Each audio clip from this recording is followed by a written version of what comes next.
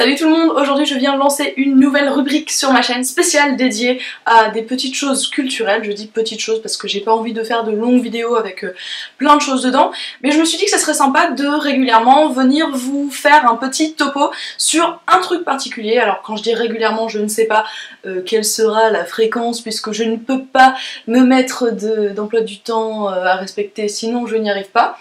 Et l'idée, ça sera que à chaque fois, je viendrai vous parler d'un objet culturel, que ça soit, ici, ça sera un film, mais ça pourrait être aussi bien des expositions, des livres, des choses comme ça, et que je vous en parlerai avant et après. Donc là, je viens avant vous voir, avant d'aller voir le film en question, et puis je reviendrai en fin de vidéo pour vous dire un peu ce que j'en ai pensé, donc ça sera une vidéo en deux parties. Bref, voilà, je voulais juste vous dire comment ça va fonctionner. Passons maintenant à l'objet qui nous intéresse aujourd'hui. C'est un film de Johannes Farr qui s'appelle La Dame dans l'auto avec des lunettes et un fusil. Alors, c'est à cause de ce film que j'ai eu envie de vous lancer cette catégorie de vidéos, parce qu'en fait c'est un film qui est adapté d'un roman, un roman policier de Sébastien Japrisot que j'ai lu il y a quelques années. Et c'est un roman que j'avais absolument adoré, donc j'ai qu'une hâte, c'est de voir l'adaptation qui a été faite de ce film. Pour vous faire une petite idée, sans vous spoiler quoi que ce soit, c'est l'histoire d'une femme qui est dans une voiture avec des lunettes et un fusil, et qui part. Alors au début on sait pas trop pourquoi elle part, et puis petit à petit on comprend, c'est une ambiance très angoissante, il se passe des choses, elle comprend pas, elle a l'impression qu'elle devient folle, elle fuit la police, il y a des histoires de meurtres, de choses comme ça, elle sait pas trop où elle en est, et en fait c'est un roman que j'ai trouvé vraiment, mais vraiment super cool.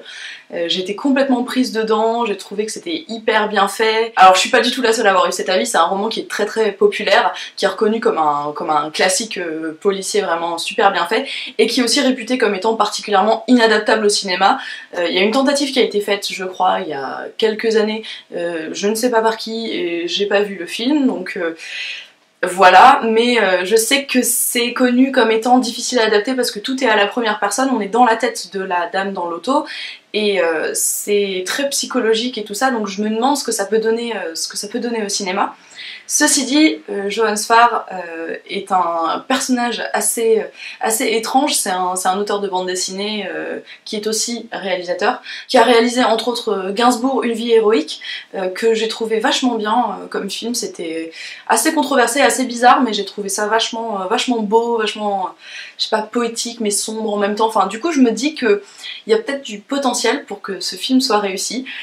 Donc je m'apprête maintenant à sortir et à aller voir ce film. J'espère vraiment que ça va me plaire autant que ce que j'imagine, parce que depuis que j'ai vu les affiches et que j'ai entendu parler de ce film, j'ai qu'une envie, c'est qu'il sorte, et aujourd'hui on est le 5 août et c'est le jour de la sortie, et donc je vais aller le voir le jour de la sortie, chose que je fais très rarement. J'enfile donc mes lunettes et je m'en vais au cinéma. À tout à l'heure pour les impressions. Bon, j'ai été extrêmement déçue par le film. Je dirais pas que je m'attendais pas du tout à être déçue, parce que je sais que j'ai tellement adoré le roman que je m'attendais à ce que ça soit pas aussi bien, ou que je retrouve pas les sensations que j'avais eues en lisant, mais je m'attendais pas à ce que ça soit à ce point-là. Pour résumer pourquoi j'ai pas aimé, parce que c'était mal joué quoi, c'était vraiment très mal joué. J'ai trouvé le film assez beau. Visuellement, il y avait des effets qui étaient assez sympas. C'était pas mal filmé, bien que j'ai trouvé que le rythme était bizarre. Il y a des moments où c'était très saccadé, avec des plans qui qui donnaient à des scènes un peu plan-plan, un aspect un peu plus rythmé, en alternant avec d'autres plans un peu stressants et tout. Enfin, ça c'était vachement bien fait, mais il y avait d'autres moments où le rythme retombait complètement à plat. Sinon ouais, c'était assez joli à voir, assez sensuel en fait comme film. Enfin, clairement c'était beaucoup axé sur le corps du personnage, sur ses cheveux, sa bouche, enfin tout ça était très mis en valeur, très sensuel et tout. C'était assez sympa à regarder, dans le style un peu lourd quand même, enfin un peu, bon, on a compris quoi, mais c'était un parti pris, donc j'ai trouvé ça assez bien exécuté, mais c'est vrai que pour le jeu d'acteur, c'était... Disons que c'est dur parce que l'actrice principale est vraiment vraiment quasiment toute seule quoi, donc tout repose sur elle et je trouve qu'elle était pas à la hauteur, donc c'est dommage quoi, d'autant qu'il y avait beaucoup de dialogue avec elle-même et de voix off et tout ça, et j'ai trouvé que c'était pas, enfin que son ton n'était pas convaincant. Et puis il n'y avait pas qu'elle, hein, même les autres personnages, à chaque fois qu'il y avait un dialogue, ça sonnait faux, c'était vraiment pas terrible. À l'exception peut-être de Benjamin Biolay que j'ai trouvé un peu meilleur, pas exceptionnel non plus, mais j'ai trouvé qu'il dans certaines scènes il rattrapait un petit peu le niveau assez pas terrible de jeu. Donc vers la fin, quand il raconte un peu, enfin qu'il y a la résolution de l'intrigue que je vais pas vous spoiler quand même, mais en gros c'est sa voix qui raconte ce qui s'est passé, qui résout l'intrigue, et je trouvais qu'il avait une bien meilleure voix, et heureusement que c'était lui qui le faisait, parce que ça a un peu sauvé l'ensemble, mais voilà, dans l'ensemble, je suis vraiment déçue par ce film. Je trouve ça très dommage. Après, comme je disais au début de cette vidéo, on dit souvent que ce livre est inadaptable au cinéma, et finalement c'est peut-être le cas, je sais pas, j'ai envie de dire essayez encore. Ça vaudrait peut-être le coup que je vois l'autre version qui a été faite, je sais pas par qui, je sais plus quand, mais peut-être pour voir, comparer un peu ce qu'on a été fait, mais voilà, pour moi c'est une déception, ça m'a quand même fait plaisir de retrouver cette intrigue. Ça faisait quelques années quand même que j'avais lu le bouquin, donc il y avait pas mal de trucs que j'avais oubliés, même si je me souvenais plus ou moins de la résolution.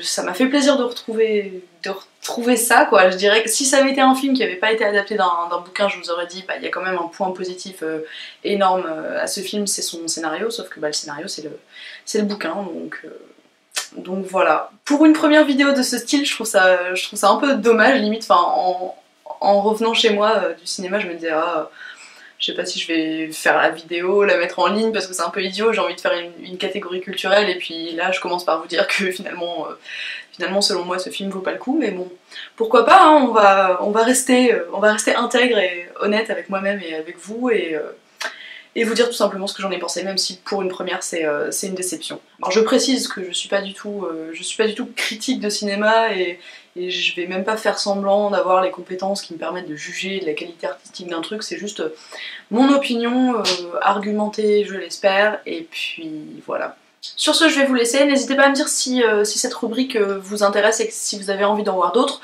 ou pas. Et je vous souhaite une très bonne journée, une très bonne soirée, et je vous dis à très bientôt. Ciao!